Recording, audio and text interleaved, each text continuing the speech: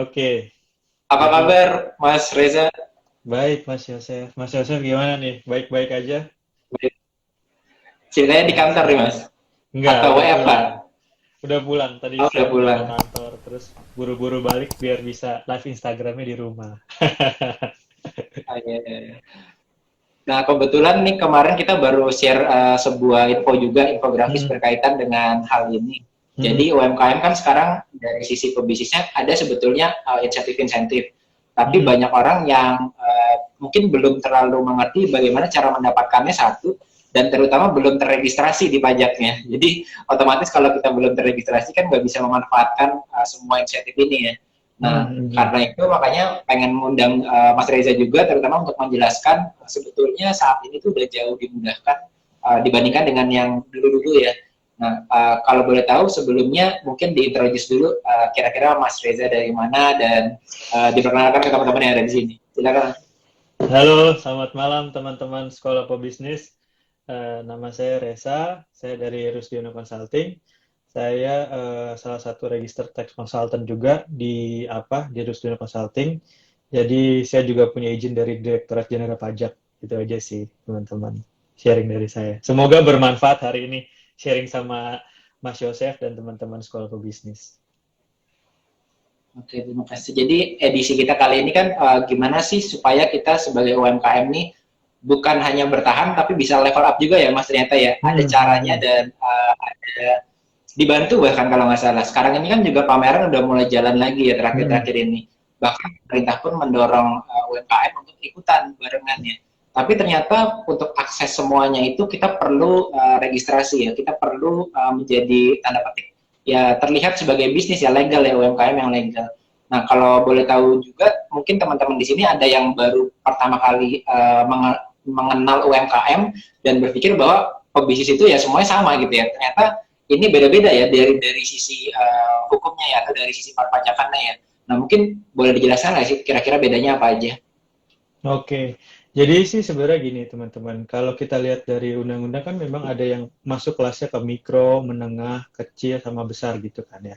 Nah, cuman kalau untuk insentif perpajakan sendiri gitu yang untuk UMKM itu adalah di mana perusahaan itu memiliki omset di bawah 4,8 miliar. Nah, itu yang disebut UMKM. Nah, teman-teman yang memiliki omset di bawah itu akan akan menggunakan apa peraturan pajak untuk UMKM tersebut. Itu sih Mas Yosef.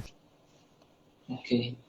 Jadi ada mikro, kecil, dan menengah ya berarti ya. Mikro, kecil, dan menengah. Mikro tuh berarti mungkin teman-teman di sini berpikir, kayaknya aku masih jauh deh dari 4,8, yang masa sih aku harus ikutan bayar juga misalnya gitu. Hmm. Atau aku harus, karena saya ngerasa sendiri terutama di pandemi ini kan, kebetulan saya sendiri di consulting sama di training. Sebelumnya mungkin nggak sering untuk masuk ke corporate. Ternyata gara-gara waktu kemarin itu buat resmi menjadi sebuah badan usaha walaupun kategorinya UMKM ya, kan kadang-kadang kita berpikir kan, mungkin saya harus omsetnya luar biasa besar kali ya untuk membuat PT yang bisa bekerja sama dengan perusahaan lain. Tapi ternyata enggak loh teman-teman. Dengan kita menjadi resmi, dengan kita punya badan usaha, kita bisa membuka peluang lebih luas lagi ya. Nah, sejak sekarang ini akhirnya kita buka peluang ke berbagai perusahaan kan, kolaborasi dan kerjasama. Nah, itu salah satunya keuntungan kita punya yang badan resmi ini ya.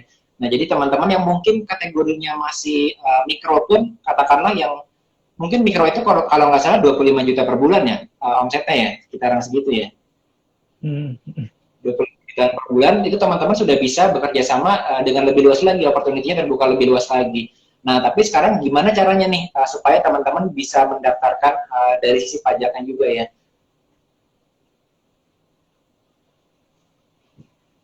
Ya, itu buat teman-teman kira-kira apa sih yang harus diperhatikan supaya kita bisa memanfaatkan kemudahan-kemudahan ini nih. Jadi pembebasan ada keribetan mungkin pajak-pajak ini kan banyak yang kita berpikir agak uh, masih asing ya, terutama kalau di sekolah pebisnis itu kan kalau baru buka bisnis biasanya kita pertama kali adalah jualan dulu gitu ya. Hmm. Terus kapan kita harus memperhatikan sisi registrasi atau perpajakan ini? Nah, mungkin bisa dikasih tahu juga ke teman-teman yang ada di sini. Oke. Jadi simpelnya sih gini Mas Yosef. Kenapa kadang jadi kan biasa teman-teman ada yang dia menjalankan usahanya itu atas nama orang pribadi ya.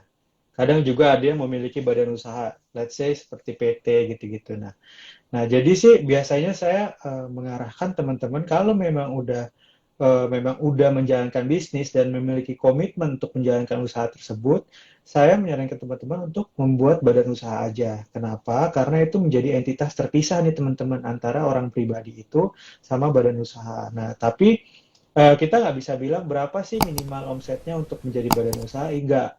Tapi yang jelas ketika kita udah pindahin ke badan usaha itu akan menjadi entitas tersendiri. Jadi lebih lebih baik lah. Dan juga biasanya kalau dari segi bisnis ketika kita melakukan proposal itu dalam bentuk badan usaha itu akan lebih terlihat lebih oke gitu sih Mas Yosef. Jadi kalau tanya batasannya apa sih saya nggak bisa bilang ya itu balik lagi ke Ya, teman-teman. Kadang juga kan kalau kita udah buat badan usaha nanti ketika badan usaha itu mau tutup, itu kan harus melakukan likuidasi dan memang itu sangat-sangat repot. Jadi memang balik lagi ke teman-teman sendiri, apakah teman-teman udah siap mendirikan badan usaha itu apa belum, gitu sih Mas Yose.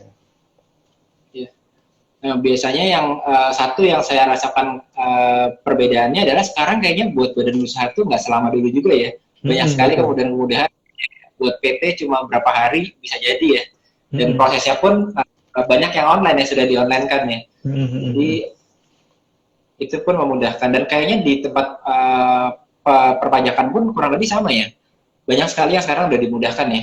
Iya, biasa sih kalau udah buat badan usaha gitu ya, yang sekarang-sekarang itu langsung dibuat NPWP-nya. Nah, kan NPWP itu kan sebagai tax ID number kan. Jadi memang itu sebagai kalau orang itu dianggapnya sebagai KTP-nya lah gitu.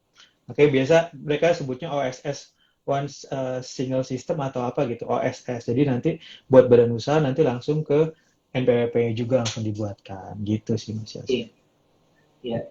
Karena mungkin beberapa yang kita stigmanya kalau badan usaha tuh wah bisnis saya harus besar kali ya. Makanya jadi badan usaha. Tapi teman-teman mungkin kita lihat kalau detailnya itu kan pajaknya sekarang nggak terlalu tinggi di UMKM ya.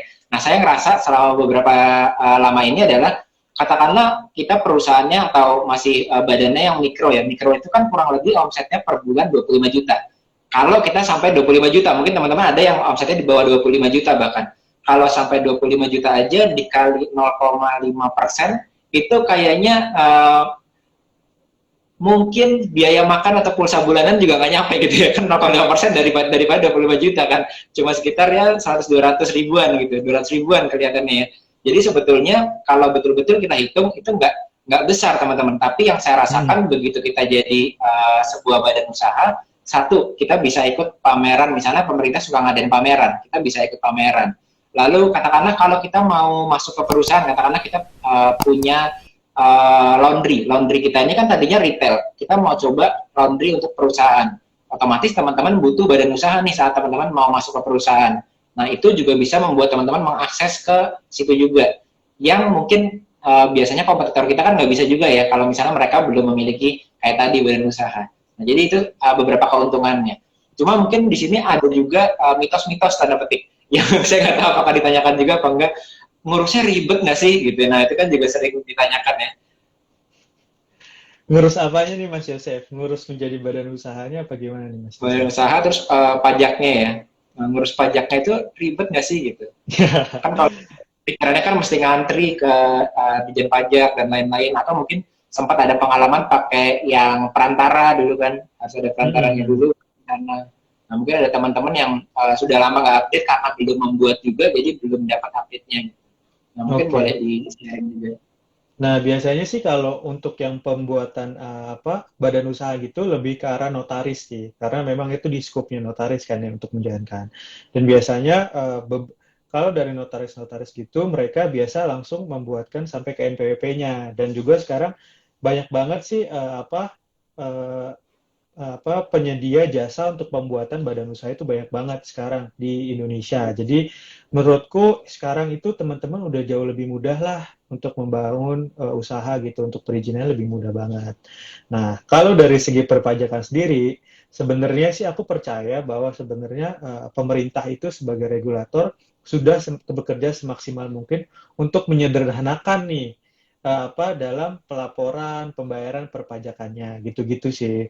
Nah, jadi yang penting teman-teman itu harus mau tahu sebenarnya apa sih perpajakan yang harus dibayar, kapan batas lapornya, kapan batas bayarnya, gitu-gitu yang teman-teman harus tahu.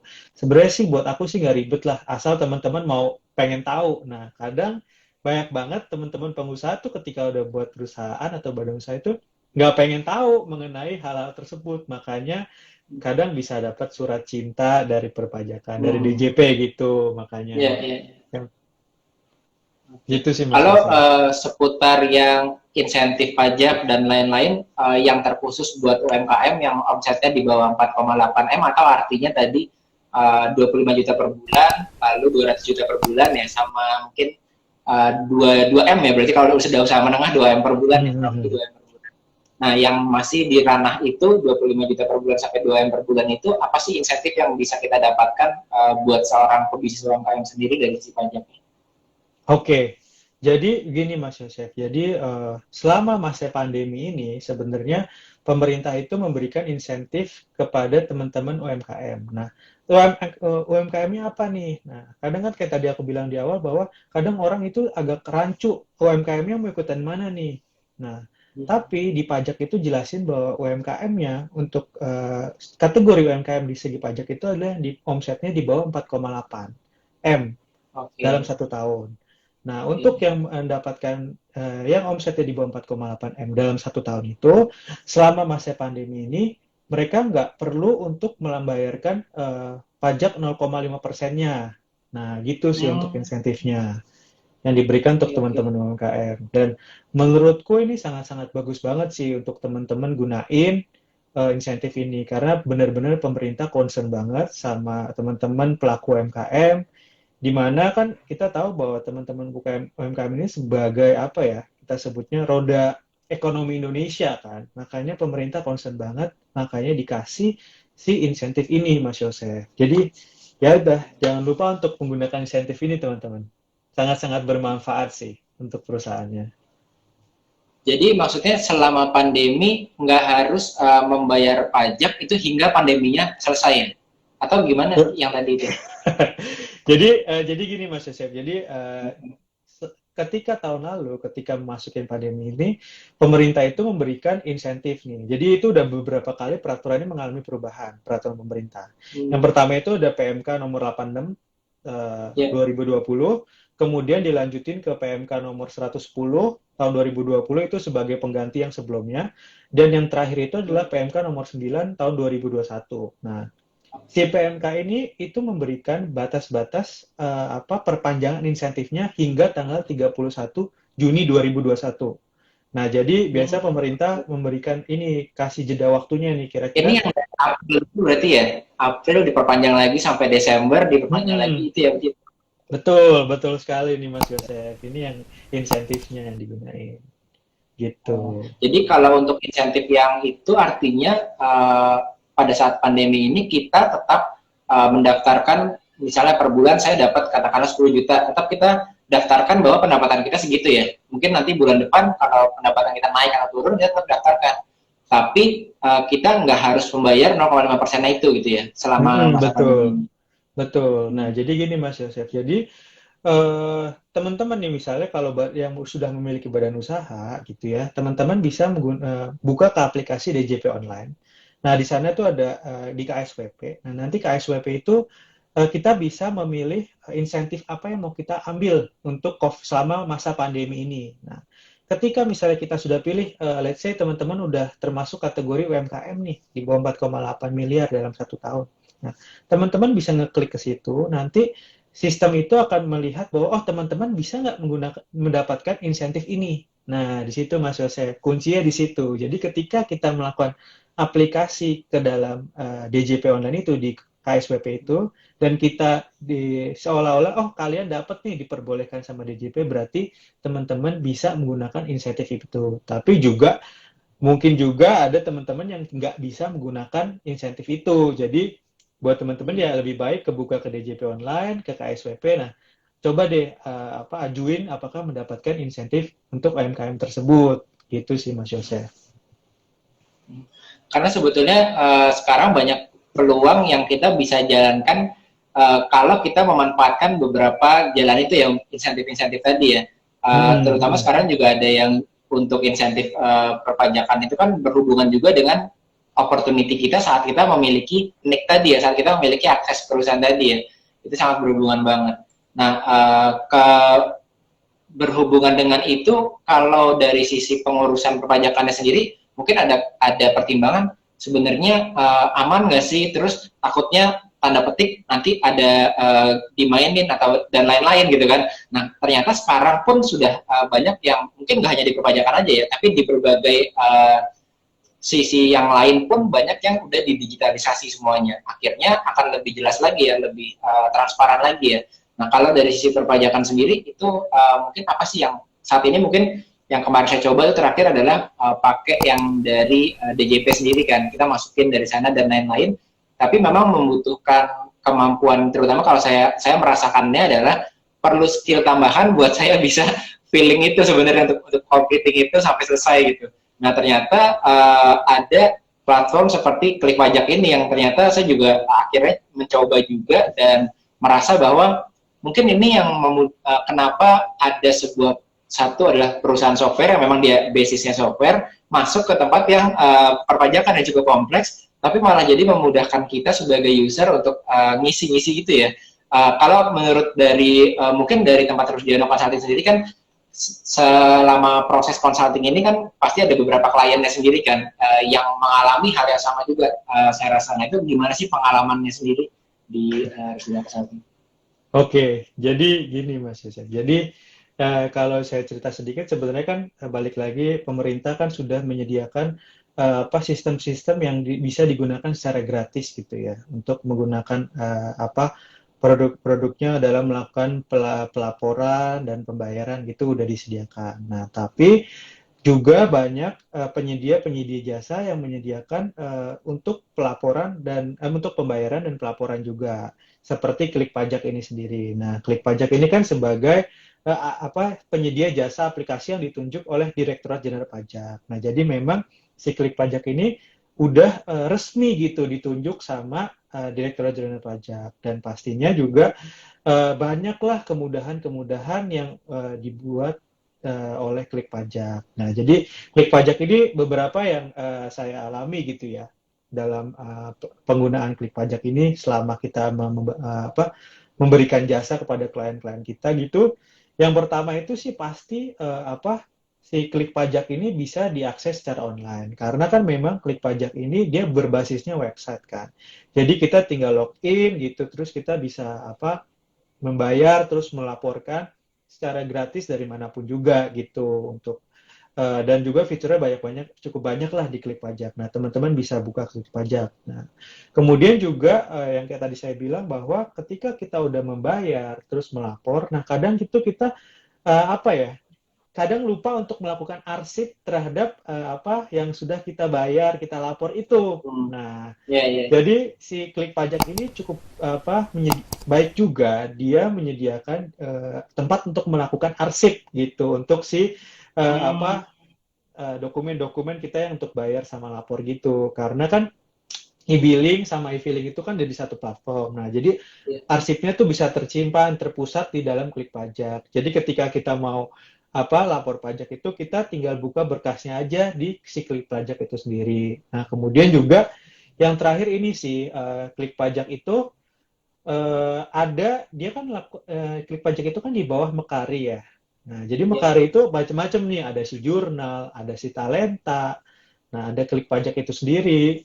Nah, jadi si Klik Pajak ini sebenarnya udah terintegrasi nih sama si jurnal.id lagi. Jadi kita tahu bahwa si jurnal.id kan salah satu accounting software yang cukup baik juga lah di Indonesia gitu, cukup ternama. Jadi mereka udah terintegrasi sehingga kita memudahkan untuk melakukan pelaporannya gitu sih. Nah, itu. Nah, jadi juga enak ya, kayak kita orang di tempat kerja kan diurusin sama orang HR, biasanya kan HR division. Nah, ini pebisnis yang biasanya harus ngurusin sendiri, kalau udah punya kayak gitu, ya kita nggak usah meluangkan waktu lagi untuk keluar katakanlah ke DJP atau dan lain-lain, tapi ya udah menggunakan online ini kita bisa di tempat kita saat itu kerja, mungkin di tempat toko kita atau di kantor kita bisa langsung akses itu dan itu udah terintegrasi juga ya. Dan itu kalau boleh tahu tadi berarti di software Klik Pajaknya sendiri, kalau misalnya ternyata kita nggak menggunakan yang fitur yang jurnal misalnya, tapi kita mulai dari klik pajak dulu nih, penasaran dengan klik pajaknya. Di klik pajak sendiri berarti sudah ada fitur kita bisa masukkan pendapatan dan pengeluaran kitanya juga ya, secara simpelnya. Jadi udah ada catatannya gitu, atau gimana? Nah, biasa kita mesti masukin ke dalam si klik pajak itu sendiri. Nah, jadi gini, Mas Yosef, aku mesti kasih tahu nih kepada teman-teman. Jadi sebenarnya tuh kita tuh bayar pajaknya nggak di kantor pajak sebenarnya. Jadi bayar pajaknya itu sekarang udah online. Jadi kita bisa menggunakan ATM, kita bisa menggunakan internet banking, mobile banking. Jadi biar nggak rancu nih, jangan teman-teman nanti tiba-tiba ke kantor pajak untuk bayar pajak. Padahal di sana juga udah nggak bisa bayar Udah pajak. nggak bisa Nah, ya sekarang udah ya, nggak bisa. Jadi sekarang suruh kita pulang. sudah online. Nah, tapi si klik pajak itu juga dia bisa mengakomodir lah ketika kita, kan sistemnya ketika kita mau membayar pajak itu kan kita harus membuat kode billing dulu. Nah, habis dari situ kita melakukan bayar billing. Nah, si klik pajak ini juga udah menyediakan fitur untuk membuatkan kode billing itu di klik pajak. Nah, jadi tapi kita mesti masukin nominalnya yang perlu kita bayar tuh berapa gitu sih Mas Yose. Nggak bisa kita tiba-tiba kita masukin 10 juta apa berapa, enggak. Jadi kita mesti masukin nominalnya, mesti kita bayar berapa di klik pajak itu sendiri. Nanti kita buat kode billingnya gitu-gitu sih Mas Yose. Kalau untuk UMKM, saya ingat waktu itu tuh ada yang pilihan kita bisa semuanya dilaporkan di akhir tahun lalu dibayarkan di saat yang sama juga atau dicicil ya. Nah itu sebetulnya perbedaannya apa sih? Terus itu juga bisa dilakukan berarti di klik pajak itu atau gimana? Oke. Nah, jadi kan sebenarnya gini Mas Yosef, kan sebenarnya untuk UMKM itu sebenarnya pajaknya bukan cuma satu ya, bukan cuma UMKM doang. Tapi ada apa PPh pasal 21 juga yang berkaitan sama karyawan, terus kemudian juga ada yang mungkin ada yang 23 juga yang untuk jasa gitu ya. Terus mungkin ada 4 ayat 2 yang untuk PPh final dan kemudian ada yang UMKM itu sendiri. Nah, jadi UMKM itu bukan terpacu pada si yang 0,5% kali omset aja, tapi ada macam-macam lagi nih kayak BP21 gitu-gitu. Nah, itu kita bisa membuatkan kode billingnya juga di si klik pajak itu sendiri untuk apa? Untuk membuat kode billingnya. Gitu sih Mas Yosef. Oke, ya, ya, ya, ya. Jadi semuanya terintegrasi jadi satu ya. Tapi kalau misalnya dari beberapa bisnis yang mungkin kayak kemarin itu ada yang kasusnya misalnya beberapa industri-industri baru yang mendapatkan keringanan pajak misalnya.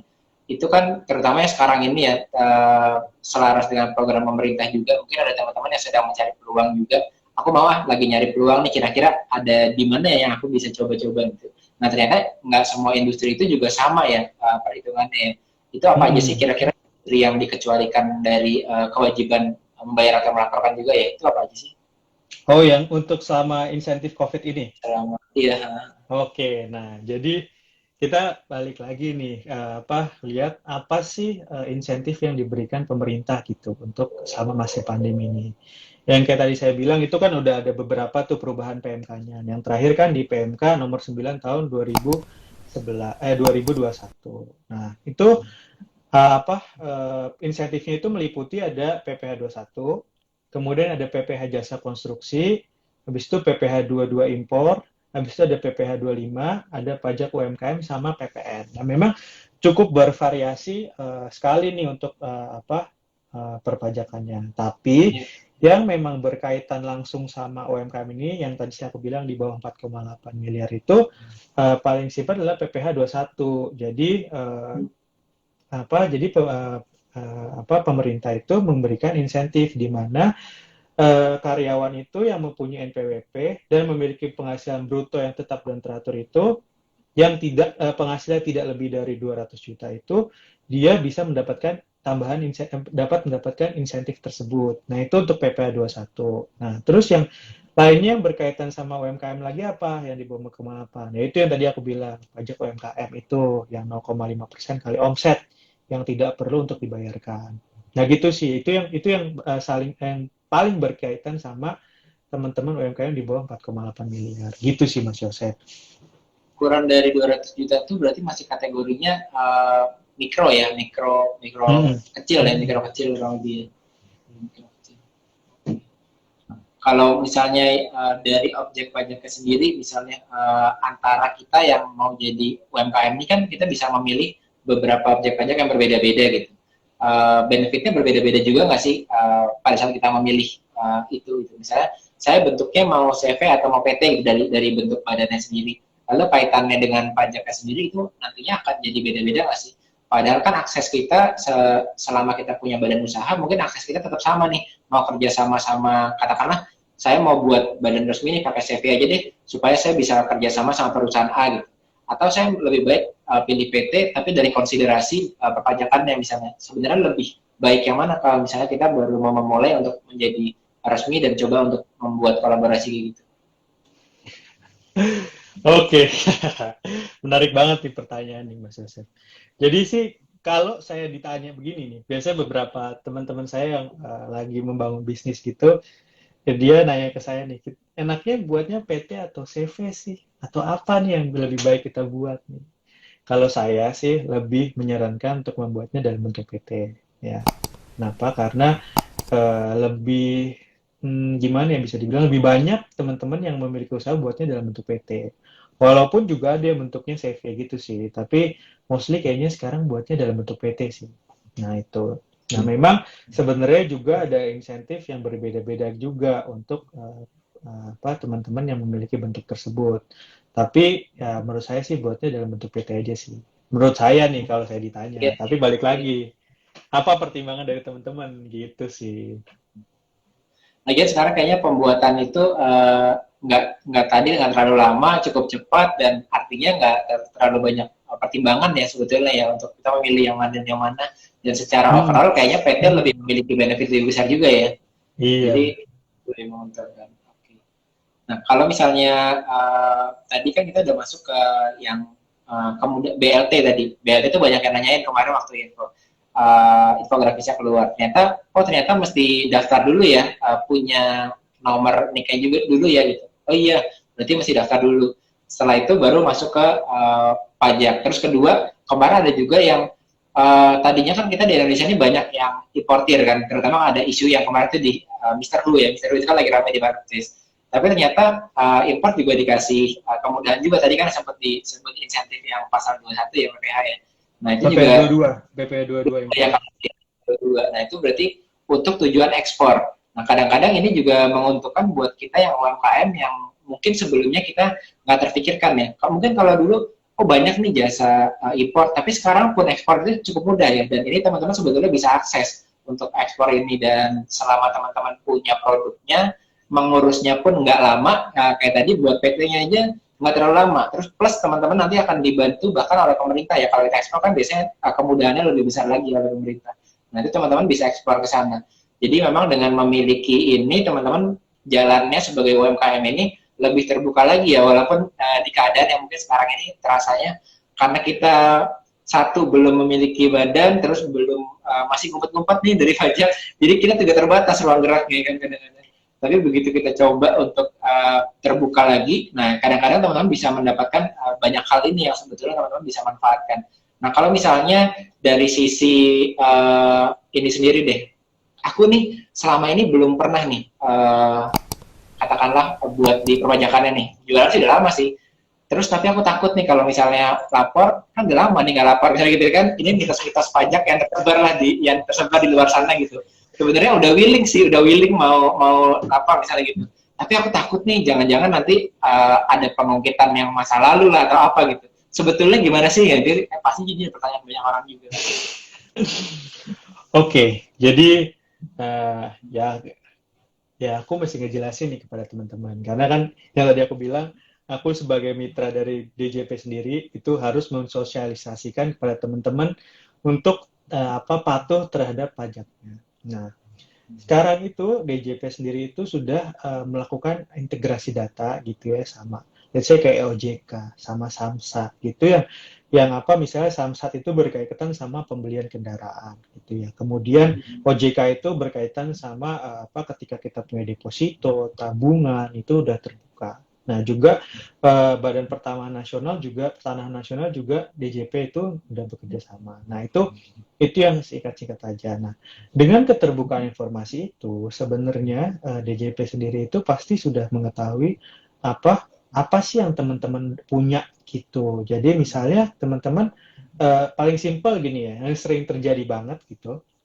Eh, Ketika teman-teman memiliki kendaraan gitu ya, dan teman-teman nggak melaporkan kendaraan itu di dalam SPT tahunan pribadi teman-teman, bisa aja kita dapat surat dari pajak bahwa yang mempertanyakan kok teman-teman sudah memiliki kendaraan tapi tidak melaporkan di SPT-nya. Nah, itu yang sering banget terjadi sebenarnya. Nah, makanya dari itu aku sih selalu menyarankan kepada teman-teman gitu ya untuk mulailah mulailah untuk peduli sama pajaknya. Kenapa? Karena sekarang era keterbukaan informasi udah sangat-sangat mudah banget untuk mengetahui apa sih aset yang teman-teman punya gitu.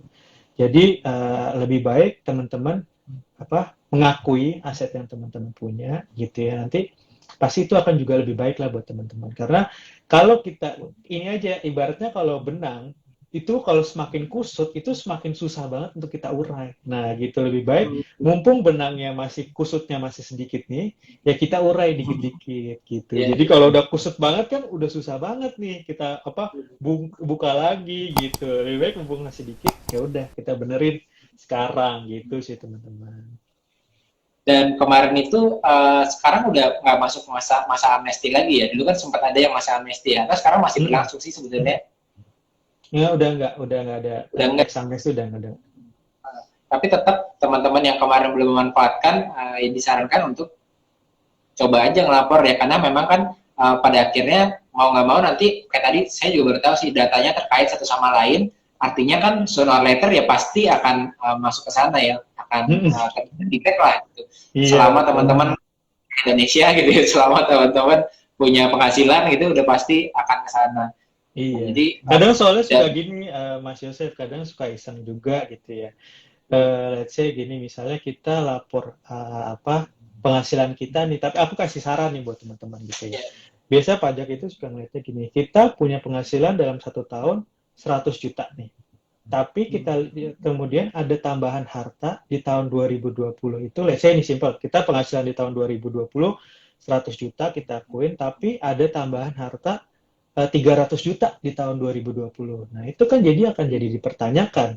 Kenapa? Karena kita penghasilan laporin cuma 100 juta nih. Tapi kenapa ada tambahan harta 300 juta? Nah, gitu. Jadi kita pun juga pajak pun ya teman-teman di Direktorat Jenderal Pajak itu pasti udah banyak kemampuan yang sangat-sangat baik lah. Karena pemerintah juga membiayai teman-teman untuk biar mereka juga semakin memiliki ilmunya semakin banyak lah istilahnya kayak gitu. Jadi ya hal-hal simpel aja gitu ya. Kalau kita kan sebagai orang awam kan kadang kita ya udahlah tambahin masukin aja penghasilan kita 100 juta tapi pas tambahin ya, harta ternyata nambah 300 juta itu kan apa nggak mikir ke arah situ. Nah, jadi aku ngingetin nih teman-teman bahwa kita juga harus memikirkan secara logikanya. Pas apa enggak kalau kita penghasilan 100 juta tapi tambahan hartanya 300 juta. Itu pasti akan jadi pertanyaan gitu sih Mas Yosef. bahkan kemarin sempat dengar dari teman saya juga ada yang memang kan belum terbiasa ya, lalu tiba-tiba datang dan ternyata dia punya kegiatan usaha dan kegiatan usahanya sudah berjalan, tapi ternyata belum ada NPWP-nya, belum melapor, dan sekarang bisa malah si kantor pajak ini menetapkan langsung ya udah nih NPWP kamu nih gitu ya, sampai Iya, segitunya sekarang ya. iya betul Mas Yosef. Jadi ya kalau kalau kita sih selalu bercandanya gini bahwa negara ini lagi susah ya. Tapi kan target pembelanjaan negara meningkat terus, let's say untuk bayar vaksin gitu-gitu kan. Jadi pasti butuh pendapatan negara yang lebih besar lah istilahnya gitu. Targetnya meningkat lah.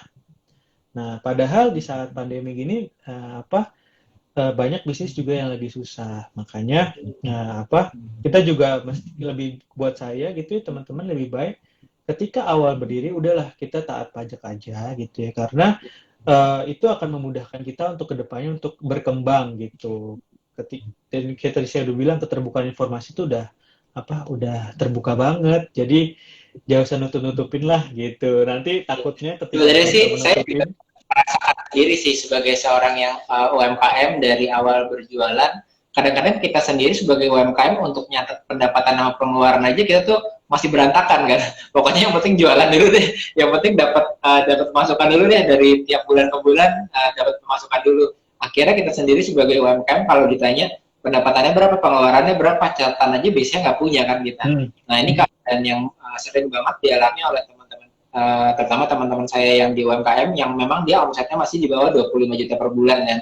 Nah, memang ini teman-teman mesti juga menggunakan aplikasi-aplikasi yang membantu kita untuk tracking ini sih. Itu kalau dulu mungkin kita harus nyatetnya pakai Excel gitu ya, atau pakai catatan manual gitu. Tapi kan kalau sekarang sebenarnya udah ada software-software ini nih yang memudahkan kita kalau ada pemasukan catat, pengeluaran catat gitu.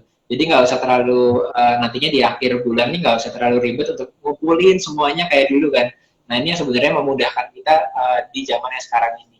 Nah apalagi ya kita kalau mau punya bisnis, terutama nggak mau berdagang transaksional terus ya, maunya kan membangun bisnis. Nah otomatis teman-teman mau nggak mau harus punya 3 laporan inti kan kalau keuangan. Ada laba rugi, ada neraca. Nah itu teman-teman juga buat tuh mulai perlahan-lahan gitu. Jadi sebenarnya sambil kita latihan punya bisnis lah, nggak sekedar jualan ya. Kan teman-teman pada akhirnya juga harus membuat itu. Kalau dipikir-pikir misalnya kita penghasilannya masih kurang dari 25 juta per bulan. Mungkin 50 juta. 50 juta aja mungkin bayarnya berapa persen sih? Itu kan nggak terlalu besar besar. juga sebenarnya ya kalau dihitung. Ya. Nah, Jadi sebenarnya gini sebetulnya sih, ini jadi Mas Yosef. Jadi sebenarnya kenapa pemerintah itu memberikan ketika jadi PP 23 itu sebelumnya kan PP 46 gitu ya, yang untuk UMKM. Nah, jadi yang 1% itu ya kalau nggak salah dulu ya. nah ya yang 2016 kan 1%, kemudian 2018 jadi 0,5%. Nah, kenapa Oke. sih pemerintah memberikan kemudahan gitu untuk teman-teman UMKM melalui peraturan pemerintah itu? Karena pemerintah itu melihat bahwa teman-teman UMKM itu ketika membangun bisnis itu dia tuh nggak consider untuk masalah pembukuannya. Jadi benar-benar ya udah yang penting jualan aja, jualan aja. Makanya pemerintah memberikan kemudahan bahwa PP 23 itu hanya 0,5% kali omsetnya aja nih. Omsetnya kan kita bisa tahu nih total pendapatannya bulan itu berapa nih. Let's say misalnya 50 juta, ya udah berarti bayar pajaknya 0,5% kali 50 juta aja. Nah, itu yang kemudahan yang diberikan pemerintah. Nah, kalau untuk si PT itu sendiri, makanya dikasih jangka waktu 3 tahun. Ketika sudah 3 tahun, baru deh PT itu harus melakukan pembukuan. Nah, jadi berbeda tuh. Kalau yang sebelumnya kan hanya 0,5% aja kali omset. Nah, setelah melakukan pembukuan, nah perpajakan dikenakan ketika udah di laba sebelum pajaknya, gitu sih Mas Yose. Jadi pemerintah udah sangat-sangat baik lah kepada teman-teman UMKM nih, kasih peraturan-peraturan yang menarik-menarik gitu sih. Jadi buat teman-teman yang mungkin baru pertama kali juga ternyata mendengar klasifikasi-klasifikasi itu, satu tadi ada PT itu 3 tahun, ada CV firma itu juga 4 tahun, tapi kalau pribadi itu 7 tahun nih. Nah ini kalau NPWP yang untuk entrepreneur atau pebisnis yang pribadi itu disebut dengan PT pribadi juga bukan sih? Enggak, jadi memang itu nanti laporannya sebagai pribadi itu sendiri. Jadi nanti biasanya gitu sih Mas Yosef. Ada sampai misalnya saya sekarang melapor nih, teman-teman ada yang melapor sebagai orang pribadi NPWP masuk ke yang pribadi, dilaporkan sebagai katakanlah masih omsetnya 25 juta per bulan gitu. Terus aku mau nih tiba-tiba aku mau rubah jadi PT. Nah itu tetap nantinya akan kena yang 7 tahun atau nanti langsung dapat terus yang 3 tahun harus nyiapin. Oke, nah jadi pasti kita kasih tahu juga ke teman-teman bahwa ketika kita udah berubah dari orang pribadi menjadi PT itu akan menjadi berbeda entitasnya. Jadi oleh karena itu ketika kita udah gunain PT ya kita berarti gunain yang 3 tahun itu. Jadi nggak bisa kita gunain 7 tahun itu. Dan juga kan istilahnya kita udah terpisah nih pendapatannya yang sebelumnya atas nama pribadi sekarang udah dalam bentuk PT gitu. Jadi harus ingat bahwa itu pisah entitas lah gitu sih Mas Yasa. Karena misalnya ada beberapa yang teman-teman yang freelancer misalnya, atau dia yang kerjanya sendiri WFH di rumah. Aku kebetulan WFH nih di rumah, selama ini ngerjain klien yang mungkin di luar dari corporate. Aku nih coba untuk masuk ke katakanlah ke perusahaan A, ke perusahaan B, ngerjain corporate. Karena pastinya gapnya lebih besar ya dibandingin aku freelancer nih, aku coba cari kerjanya di platform-platform freelancer yang ibaratnya kayak di marketplace sudah perang harga gitu semuanya. Nah, aku mau nih coba cari peluang ke corporate, aku coba masukin ke sana. Berarti yang dia lakukan sekarang kalau dia jadi NPWP yang orang pribadi, dia belum bisa melakukan itu ya, tapi harus masuknya di convert ke PT ya. Baru dia bisa untuk dealing ke sebagai tanda petik agency gitu misalnya kan. Karena kalau freelancer sama agency kan tipis-tipis bedanya kan. Tapi kalau udah jadi PT, dia bisa apply sebagai agency sebetulnya. Nah, jadi akan berbeda juga biasanya kalau untuk yang orang pribadi itu kenanya di PPh pasal 21. Nah, biasa kita dikasih bukti potong lah istilah kayak gitu untuk perpajakannya. Tapi kalau udah dalam bentuk PT gitu ya, kalau UMKM kita bisa memberikan surat keterangan bahwa kita UMKM, jadi kita hanya membayarkan 0,5% aja. Sedangkan kalau yang biasa itu kenanya PPh 23 itu sekitar 2% sih Mas Yosef. Dan juga lebih kecil lah istilahnya dari segi percentage kan untuk si PT itu. Gitu sih Mas Yosef. Jadi yang 3 tahun PT pun dapat 0,5% ya. Soalnya kebetulan di kala pandemi ini kan banyak banget peluang-peluang yang bisnis jasa yang ke perusahaan. Misalnya aku ahli web design nih, atau aku ahli sosial media nih, ngedesain feed Instagram gitu. Ternyata banyak banget sekarang perusahaan-perusahaan di luar sana yang butuh jasaku nih kelihatannya. Tapi aku sekarang masih freelancing. Nah, aku kan sebenarnya punya peluang untuk mungkin kalau di ke personal itu mungkin nggak terlalu besar marginku. Tapi aku kalau masuk ke perusahaan, marginku pasti lebih besar nih gitu ya.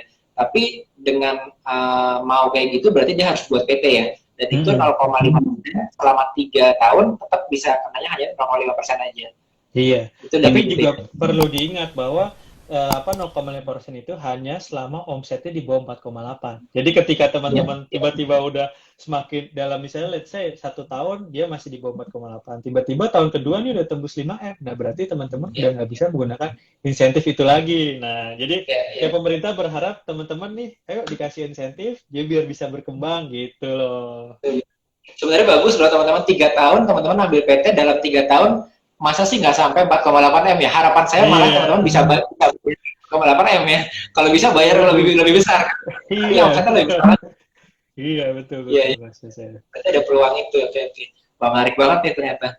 Lalu kalau gitu, misalnya kalau kita sudah memiliki tadi NPWP udah dapat, lalu buat badan usaha, tapi ada beberapa orang yang dia sekarang mungkin kayak teman-teman itu, dia WFH di rumah, kerjain di perusahaannya dia, karena dia di rumah kan. Tapi dia juga mau untuk kerjain juga, berarti dia kan posisinya sebagai karyawan iya, sebagai pebisnis juga iya nih. Nah, itu gimana caranya kalau untuk kayak gitu? Nah, biasanya gini, kalau memang teman-teman terdaftar sebagai karyawan gitu ya, teman-teman perlu untuk berhubungan sama SPT tahunannya ya. Jadi bisa menggunakan 1770S. Nah, itu yang kenapa? Karena teman-teman itu dianggap sebagai pegawai juga, tapi teman-teman ada penghasilan tambahannya gitu. Tapi let's say kalau teman-teman memang benar-benar pure pengguna pengusaha gitu-gitu. Nah, teman-teman bisa menggunakan SPT 1770. Itu sih Mas Yosef. Jadi dua-duanya digunakan dan dimasukkan ke, tapi anaknya diklik pajak itu udah jadi satu ya. Kita registernya as one account, kita bisa buat beberapa ya, yang kita butuhkan apa kita masukkan di sana ya. Nah, kebetulan kayaknya nanti juga ada webinar untuk tutorialnya ya, gimana caranya mendapatkan insentifnya. Itu boleh nggak sih dikasih tahu ke teman-teman yang ada di sini? Sneak peek-nya lah, paling nggak sneak peek-nya kayak gimana sih? Oke. Nah, jadi kan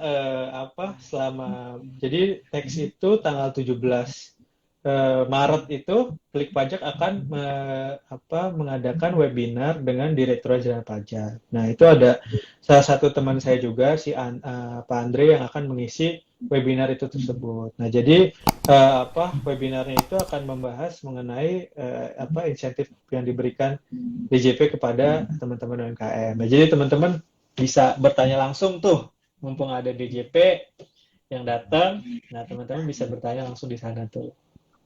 Ya, wah, ini menarik banget sih. Karena kita kalau berpikir mengenai pajak, terutama UMKM, kita mikirnya bahwa, wah ini nanti saya harus bayar berapa nih, itu yang dipikirin gitu. Tapi kalau misalnya kita dari sisi yang lain, teman-teman ini cuma ngeluarin sedikit banget sebetulnya.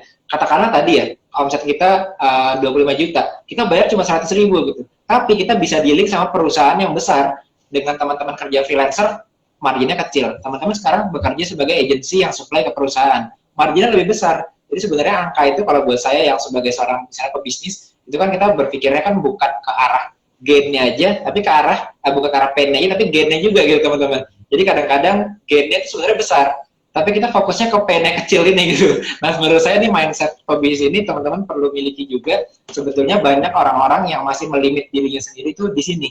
Wah kayaknya aku nggak mau deh, ngambil yang ini nggak mau deh, bayar padahal cuma kecil loh, tapi teman-teman dapat gain-nya sebenarnya lebih besar lagi. Nah kalau dari saya sendiri sebagai seorang pebisnis, ini jadi batu lompatan buat teman-teman yang satu selama ini belum impor terus belum ekspor kan, padahal teman-teman bisa ngambil langkah dari impor, diproduksi lagi di dalam negeri, diekspor keluar, dan itu gampang. Kedua, teman-teman juga bisa bekerja sama dengan pemerintah, karena sekarang kan apalagi kemarin ya, saya ngeliat berita kan Pak Menteri kita yang pariwisata juga mulai buat event banyak banget gitu. Dan yang diprioritasin itu mereka yang punya punya legalitas, punya nomor hidupnya, punya pajak, itu pasti diajak pameran kemana-mana gitu. Nah ini peluang besar sebetulnya buat teman-teman. Lalu selanjutnya yang ketiga, teman-teman juga bisa menggunakan ini buat tadinya, mungkin kita selama ini di pandemi dagangnya atau jualannya, aku mau coba jualan ke teman-teman sendiri. Marginnya kita sama-sama tahu ya, kalau ke personal itu kan nggak terlalu besar. Begitu teman-teman shifting ke corporate, ini margin teman-teman lebih besar. Nah itu kadang-kadang kita nggak melihat sisi positifnya ini, tapi kita melihat, wah saya harus bayar berapa persen nih gitu. Ini sayang banget sih menurut saya sebagai entrepreneur. Mungkin ada pesan-pesan juga dari ini Bro Reza buat teman-teman yang para pebisnis, para UMKM nih. Oke, jadi ya gini sih teman-teman, bahwa kita tahu masa COVID ini memang pada awalnya berat ya, bahwa teman-teman ada yang pasti yang ada tutup bisnisnya atau dirumahkan gitu ya. Tapi kita melihat bahwa sebenarnya ketika ada hal ini, ada masa pandemi ini, kita harus melihat dari segi positifnya. Nah, ada juga teman-teman yang justru dirumahkan itu memiliki bisnis baru yang selama pandemi ini omsetnya meningkat. Justru yang tadi sebelumnya menjadi pekerja, terus kemudian jadi pengusaha. Nah, teman-teman yang penting harus ingat aja bahwa yang penting harus kerja keras sih, bahwa ketika menjalankan usaha itu harus kerja keras. Nah, saya juga nih sebenarnya kan saya juga ngurus kantornya gitu ya, ngurus bisnisnya. Jadi saya kebetulan itu punya ayah saya gitu ya, saya bergabung di situ untuk membesarkan. Nah, jadi memang pasti pada masa awal-awal atau masa perbaikan gitu ya, itu pasti masa-masa sulit lah. Kita mesti berjuang banget gitu. Tapi yang perlu diingat bahwa konsistensinya, bahwa ketika kita konsisten gitu ya untuk bekerja keras, habis itu berjuang, nah pasti nantinya akan memiliki efek yang bagus juga. Nah gitu sih yang harus diingat. Dan juga, nah berkaitan nih Mas Yosef, berkaitan sama yang untuk webinar besok yang tanggal 17 itu, nah di situ kita akan membahas sebenarnya insentif pajak itu sama implikasinya kepada pajak pelaporan tahunan badannya gitu, untuk yang besok tanggal 17. Nah, jadi linknya kan tadi udah Mas Yosef pin nih di sini kan. Jadi teman-teman jangan lupa tuh. Mau tahu linknya, teman-teman bisa masuk juga ke link in bio-nya Sekolah Pebisnis. Nanti di grup Telegramnya Sekolah Pebisnis saya juga akan bagiin link untuk ke webinarnya, supaya teman-teman mungkin yang terkendala untuk klik atau ada permasalahan di jaringan teman-teman saat ini, teman-teman bisa gabung juga masuk ke grupnya. Nanti saya akan bagikan di sana juga supaya teman-teman bisa join. Oke, jadi menarik banget, nanti akan dibagikan insentifnya juga ya di sana ya, kira-kira apa aja tipsnya, triknya, dan itu langsung dengan representatif dari DJP sendiri ya. Jadi betul, bisa langsung tanya. Dari humasnya datang. Jadi ini teman-teman bisalah bertanya apapun kepada Direktorat Jenderal Pajak. Jadi kan mereka kan regulator, jadi mereka yang lebih paham lah mengenai peraturan-peraturan tersebut. Gitu sih Mas Yose. Oke, mungkin terakhir kalau kita menggunakan, saya jadi penasaran soalnya sih, karena selama ini kita kan kalau reporting selalu pakai yang e-billing sama e-billing juga, dan kemarin sempat nyobain si klik pajak ini, itu cukup memudahkan juga. Tapi sekarang ini kan lagi banyak kayak kemarin tuh ada akun-akun bank banyak CSN dibuat akunnya duplikat gitu kan. Artinya keamanannya kan di dunia digital nih benar-benar lagi penting banget ya. Aman nggak sih sebetulnya gitu? Jangan-jangan takutnya kayak misalnya ada akun bank yang ini, akun bank yang itu. Kita di digital keamanannya kan sekarang jadi prioritas. Nah, kalau menurut pengalamannya dari mungkin ada klien-kliennya kan juga udah ada yang pernah mencoba nih, suka ada permasalahan atau kira-kira aman atau enggaknya itu kira-kira gimana sih dari sisi Rusdiono Consulting yang udah punya klien-klien? Oke, jadi ini saya cerita pribadi aja ya gitu ya, sebagai konsultan gitu ya. Yang pertama sih klik pajak ini sangat mudah ya. Kalau kita ada kendala pun kita bisa live chat di situ, kita bisa tanya langsung kenapa gitu, kenapa kita mengalami kendala itu gitu ya. Yang mungkin teman-teman ketika menggunakan aplikasi dari DJP itu mungkin agak terkendala untuk melakukan pertanyaan gitu, misalnya mengajukan pertanyaan gitu kan, kadang nggak bisa langsung dibales. Nah, sedangkan si klik pajak ini ada live chatnya, jadi kalau ada pertanyaan atau ada kendala gitu, teman-teman pasti bisa chat aja di situ, nanti akan dibales sama tim dari klik pajak itu sendiri. Nah, kedua gitu ya, kita kayak seperti yang saya tadi bilang bahwa si klik pajak itu kan sebagai penyedia jasa yang udah ditunjuk sama Direktorat Jenderal Pajak. Nah, makanya sudah sesuai sama standar perpajakan yang ada di Indonesia, dan dia juga udah update sama peraturan terkininya. Gitu yang harus diingat. Jadi yang jelas bahwa ini udah resmi nih si klik pajak dari Direktorat Jenderal Pajak. Nah, yang ketiga itu si klik pajak itu juga udah terverifikasi ISO 27001, di mana keamanan data pengguna itu sangat-sangat terjamin. Nah, bahkan tim klik pajak sendiri itu juga tidak bisa melihat data perpajakan penggunanya. Nah, jadi kalau pendapat pribadi saya sendiri sih, klik pajak udah cukup bagus lah untuk membangun keamanannya. Jadi nggak perlu ragu lagi lah buat teman-teman pengusaha untuk menggunakan si klik pajak ini sendiri gitu sih. Terakhir mungkin kalau yang sama sekali belum pernah mencoba entah klik pajak atau bahkan belum pernah buat e-billing belum pernah sama sekali, masih ragu-ragu tapi pengen dapat bantuan nih, aku mau nih tapi aku mau tahu lebih lanjut, itu kira-kira bisa kontak ke siapa, kontak kemana?